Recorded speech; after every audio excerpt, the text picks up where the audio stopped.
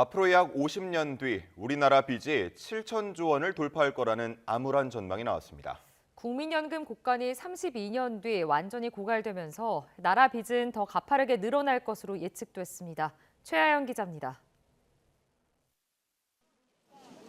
지난 2023년 우리나라 출산율은 0.72명으로 역대 최저이자 OECD 회원국 꼴등을 기록했습니다.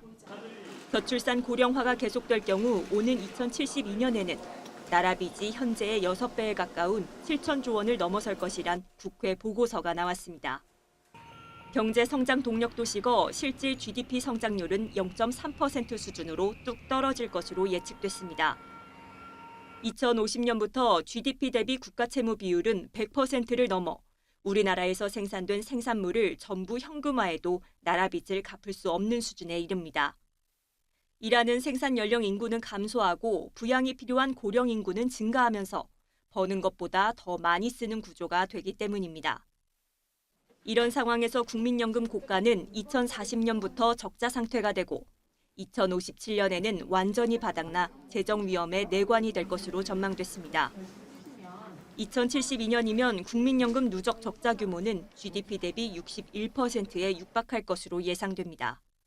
저출산 고령화가 가져고 올 우리 사회 파장은 훨씬 더 심각하고 훨씬 더 빠르게 진행될 것입니다. 국방 개혁을 해야 되고 산업 체제를 바꿔야 되고 우리는 좀 더 작은 사회 하지만 더 생산성이 높고 효율성이 높은 사회로 전환하는데 굉장히 많은 예산과 비용이 필요할 거예요.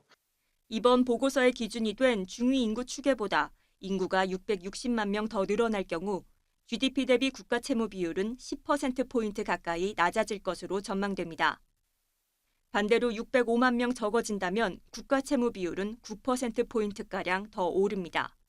국회 예산정책처는 최악의 시나리오를 막기 위해 최소한 합계 출산율이 1.08명에 이르는 중위 수준의 인구 구조를 유지할 수 있는 정책적 노력이 필요하다고 당부했습니다. YTN 최하영입니다.